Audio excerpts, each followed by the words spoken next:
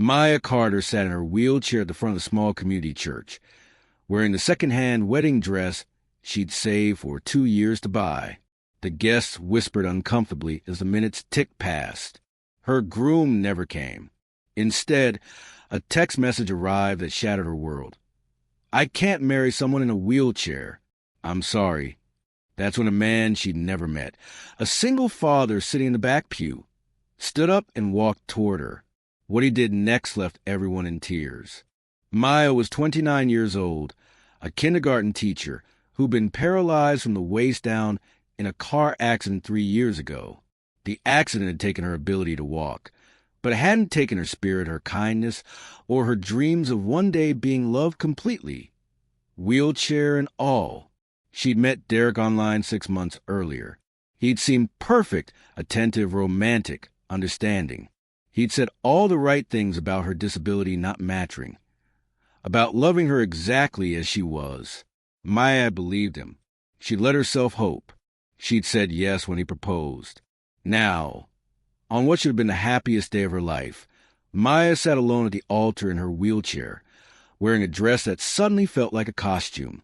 The white fabric pulled around her useless legs. Her bouquet of grocery store flowers trembled in her shaking hands. The church was modest, decorated with borrowed flowers and handmade ribbons. Maya couldn't afford anything elaborate.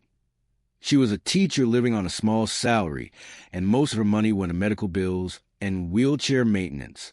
But she'd tried to make it beautiful anyway. She'd invited the few people who mattered. Her elderly neighbor, Mrs. Chun, a couple teaching colleagues, and some of her students' parents who'd offered to attend. Derek's side of the church was completely empty. He'd claimed his family lived far away and couldn't make it. Now Maya understood. He'd never planned for them to come. He'd never planned to show up himself. Maya's phone buzzed in her maid of honor's hand. Her friend Lisa, also a teacher. Lisa's face went pale as she read the message. She whispered something to Pastor, who looked devastated. Then Lisa approached Maya with tears in her eyes. "Maya, sweetie, I'm so sorry. Derek sent a message. He's not coming." The words didn't immediately register. Maya just stared at Lisa, her brain refusing to process what she was hearing. "What do you mean he's not coming? Is he okay? Was there an accident?" Lisa's face crumpled. "He said he can't go through with it. He said, oh God, Maya, he said he can't marry someone in a wheelchair." The church went completely silent. 30 people sat frozen, witnessing the cruelest rejection imaginable. Maya felt the blood drain from her face. Her hands went numb. The bouquet fell from her fingers and landed on her lap. "He said that." Maya whispered those exact words. Lisa nodded, crying openly now. "I'm so sorry. He's a coward and a horrible person. You deserve so much better." Maya looked down at her wedding dress, the one she found at a thrift store and had altered to fit her seated position, the one she'd been so excited about. She looked at the handful of guests staring at her with pity. She looked at the empty spot where her groom should have been standing, and she felt something inside her break. "I need to leave," Maya said quietly. "I need to get out of here." Lisa started to wheel her toward the side exit, both women crying. The guests began to gather their things, murmuring sympathetically. The pastor looked like he wanted to say something comforting, but couldn't find the words. That's when a man stood up from the very back pew. He was in his late 30s, wearing a simple suit that looked slightly too big, holding the hand of a small girl around 5 years old. He'd been so quiet that no one had really noticed him there. His name was Thomas Reed, and he'd walked into the church by pure accident. He'd been driving his daughter, Sophie, home from the hospital where she'd had a routine checkup. Sophie had seen the church decorated for a wedding and begged to stop and peek inside. Thomas, indulgent of his daughter's curiosity and trying to distract her from her own medical worries, had agreed to sit in the back for just a few minutes. He'd witnessed the entire heartbreaking scene. And now, as his devastated bride prepared to flee from her own wedding, Thomas felt something stir in his chest, a memory of his own rejection, his own pain, his own loneliness. Before he could think about what he was doing, Thomas took his daughter's hand and walked down the aisle toward Maya. Every eye in the church turned to watch the stranger approaching the abandoned bride. Thomas stopped in front of Maya's wheelchair. He knelt down so he was at her eye level. His daughter, Sophie, stood beside him, confused but quiet. "I'm sorry to intrude," Thomas said gently. "My name is Thomas. I don't know you, but I couldn't sit there and watch you leave thinking you're not worthy of love, because that's a lie." Maya looked at the stranger through her tears, too shocked to respond. "You don't deserve this," Thomas continued. "No one deserves this. And I'm so sorry that someone made you feel like you're not enough, because you are enough, wheelchair and all." Maya stared at Thomas, this stranger who just said the words she desperately needed to hear. Around them, the church remained silent, everyone watching this unexpected moment unfold. "Thank you," Maya whispered, her voice breaking. "But you don't have to." "I'm not done," Thomas said softly. He looked at his daughter. "Sophie, remember what we talked about in the car? About how some people judge others for being different." Sophie nodded solemnly. "You said different doesn't mean less." "That's right, sweetheart." Thomas turned back to Maya. "My daughter has a heart condition. She's had 3 surgeries in 5 years. People stare at her scar. Kids at school sometimes call her weak. And I've watched her beautiful spirit get crushed by people who don't understand that her heart condition doesn't define her worth." Tears streamed down Maya's face as Thomas continued. "When I saw what just happened to you, when I heard what that coward said, I thought about Sophie, about the world she's growing up in. A world where people are judged by their bodies instead of their hearts. And I couldn't just sit there. I had to say something." Maya looked at Sophie, this sweet little girl with wise eyes who understood rejection and judgment. "You're very brave," Maya told her. "So are you," Sophie said simply. "Your dress is really pretty." Maya laughed through her tears, a sound of surprise and relief. "Thank you, sweetheart." Thomas stood up. "I have an idea, and you can say no, but hear me out." He took a breath. "Don't leave here feeling like you weren't worth showing up for. Let's finish the ceremony." Maya's eyes widened. "What do you mean?" "I mean, you got dressed up. You invited people who care about you. You prepared your heart to make vows about love and commitment. Don't let Derek steal that moment from you." Thomas gestured to the pastor. "What if we did a ceremony? Not a marriage, but a commitment ceremony. You committing to yourself, to your own worth, to never letting anyone make you feel less than enough again." Lisa gasped. "Thomas, that's beautiful." The pastor stepped forward. "I've never done a self-commitment ceremony, but I think it's exactly what's needed here."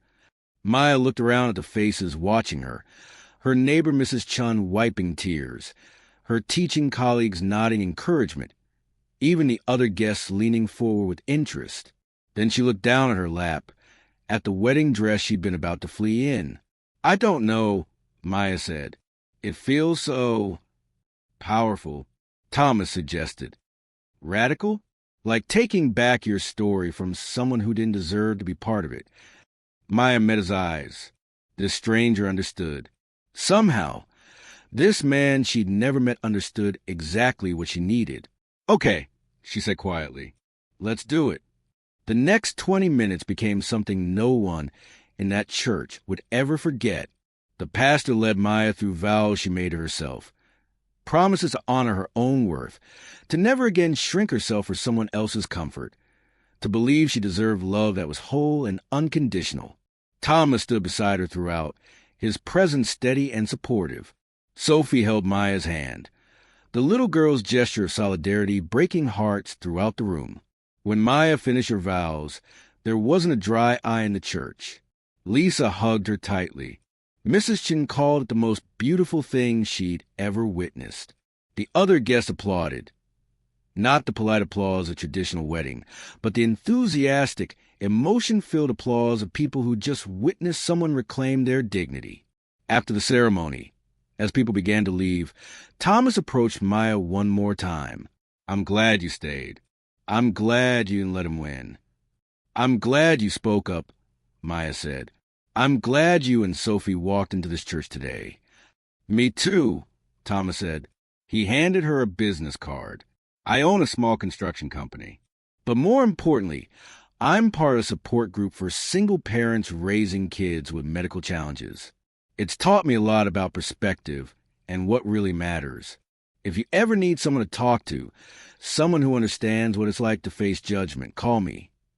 Maya took the card, her fingers trembling. Thank you, Thomas.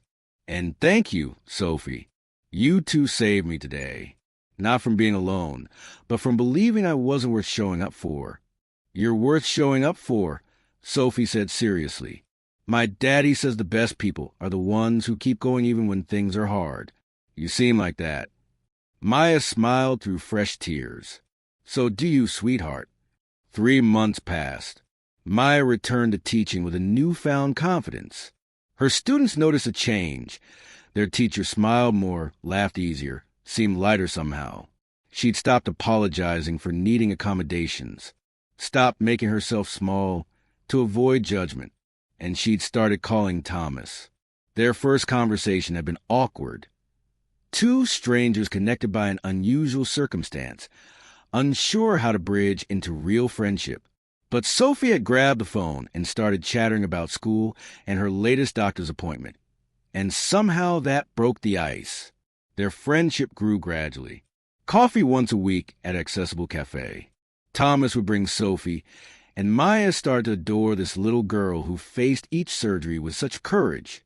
Sophie started calling Maya Miss Maya and asking when she could visit her classroom. One afternoon, Thomas invited Maya to Sophie's school play. She's playing a tree, Thomas said with a laugh.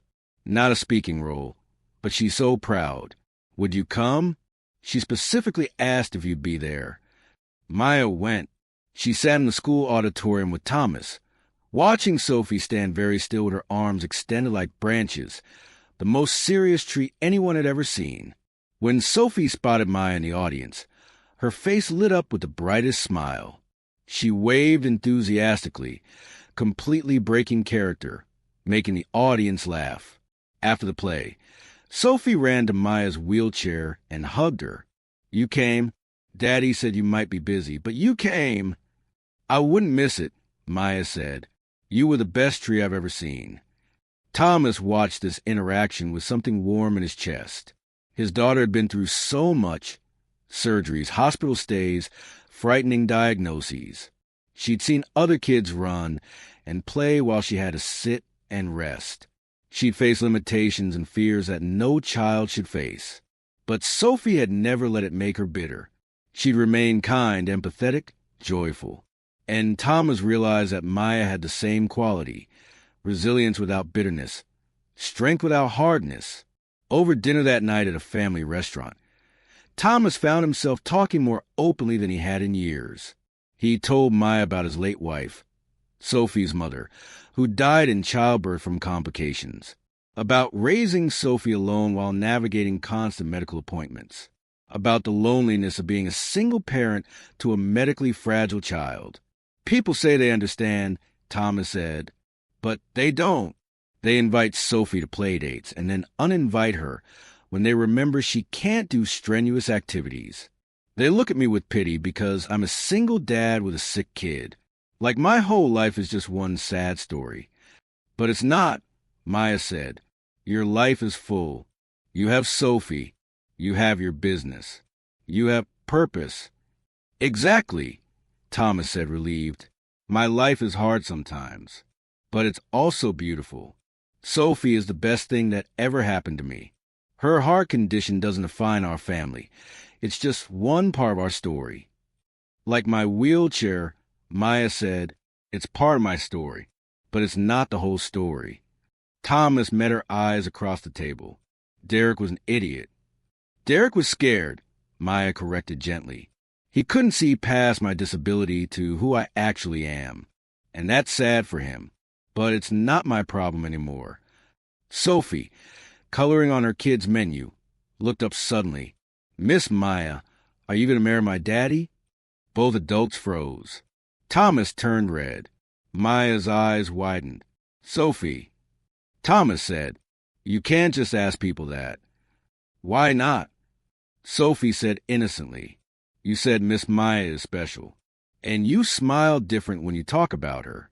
That's what happens in movies before people get married. Thomas covered his face with his hands. I'm so sorry. She's very direct. But Maya was laughing. Really laughing. Not the polite laugh she'd used for months after the wedding disaster, but genuine, full-bodied laughter. It's okay. Sophie, your daddy and I are friends. Good friends. But we just met. Marriage is a really big step. But you could think about it, Sophie suggested. Maybe a year or two? Thomas groaned. Maya reached across the table and squeezed his hand.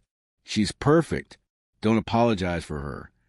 And in that moment, Thomas realized something. He'd walked into that church 3 months ago to teach his daughter a lesson about kindness. But he was the one who'd learned something. That love doesn't have prerequisites. That worth isn't determined by ability. And that sometimes the person you help ends up helping you even more.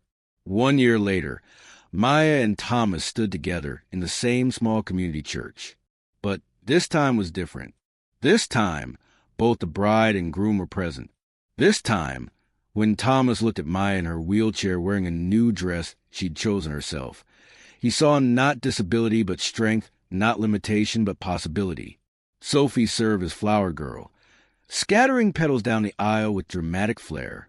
She'd helped plan the entire wedding, insisting on purple decorations because Miss Maya likes purple, Daddy. The church was more crowded this time.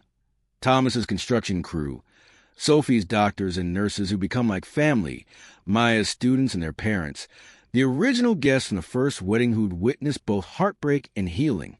Mrs. Chin sat in the front row, crying happy tears. Lisa was made of honor again, but this time she cried from joy instead of sorrow. The pastor, the same one who performed Maya's self-commitment ceremony, smiled as he began. We're gathered here to witness something beautiful. Not just a wedding, but a testimony to resilience, faith, and the unexpected ways love finds us. Thomas had written his own vows. His hand shook slightly as he read them. Maya, I walked into a church 1 year ago planning to stay 5 minutes. I walked out having met the woman who would change my life. You taught me that strength isn't about what your body can do. It's about how your spirit responds to challenges. You taught Sophie that different doesn't mean less.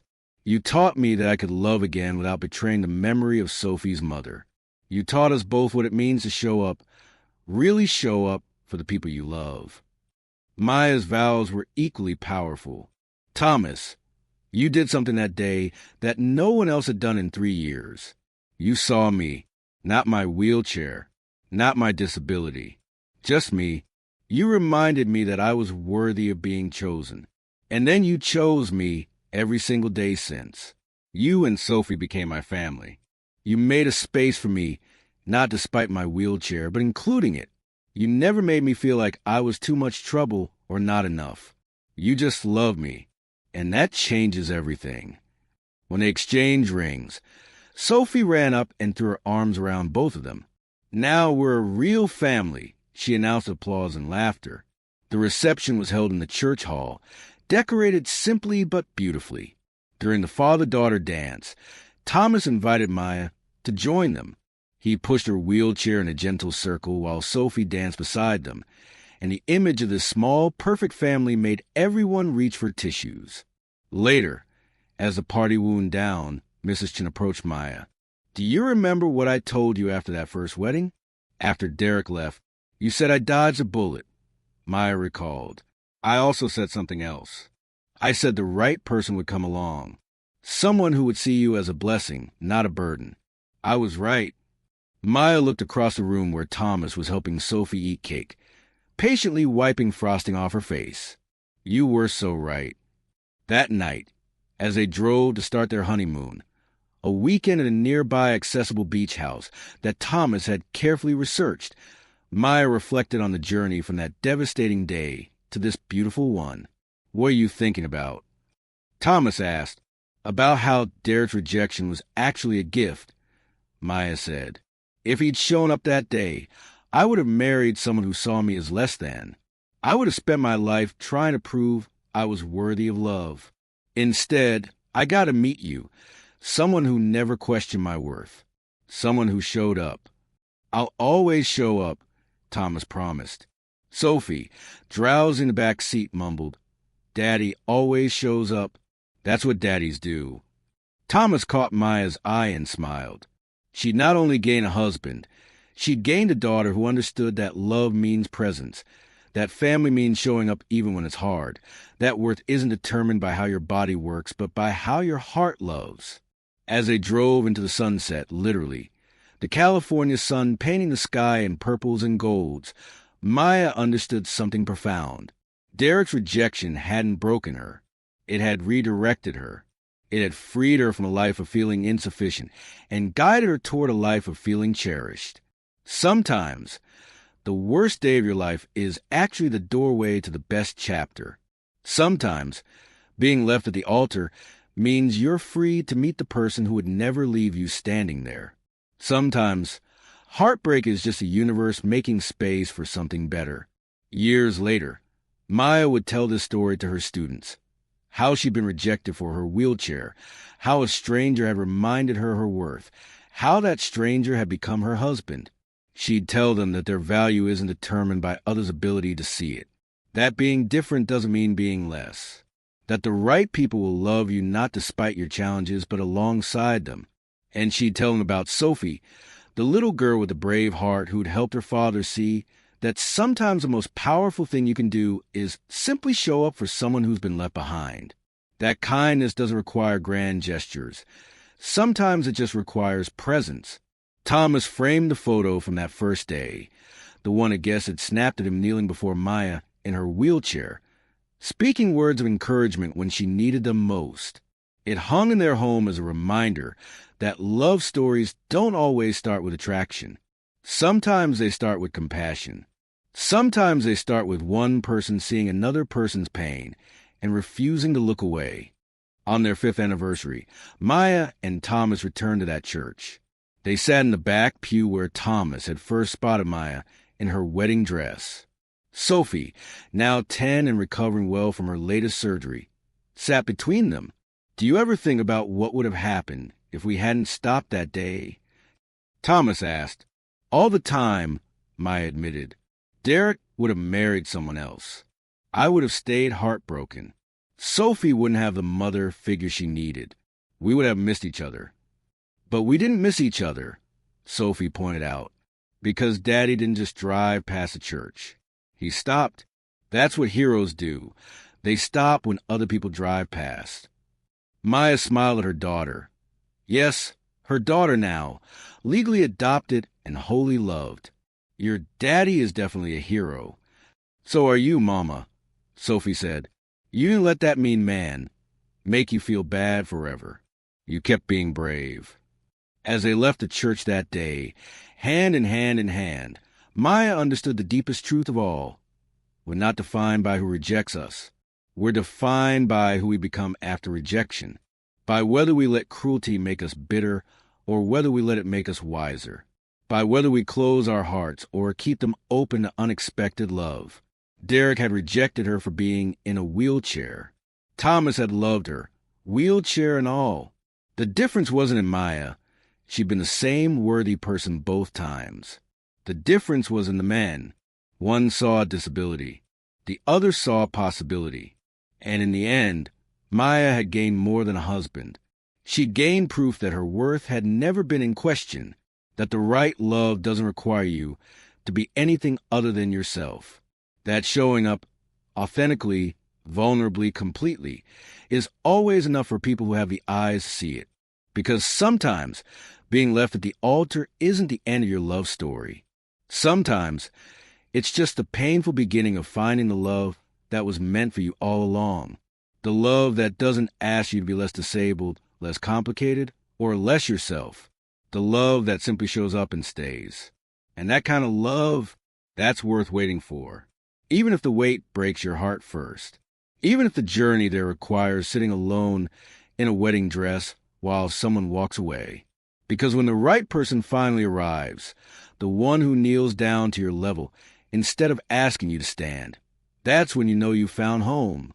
Not despite your wheelchair, not ignoring your wheelchair, but loving you, wheelchair and all, loving every part of you, choosing every part of you, showing up for every part of you.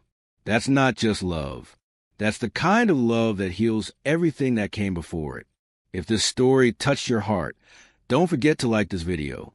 It helps us share more beautiful stories like this one. Oh, also, please don't forget to subscribe to my channel, Deep Cut Stories, for more emotional stories about love, kindness, and fate that'll touch your heart deeply. Thank you for watching.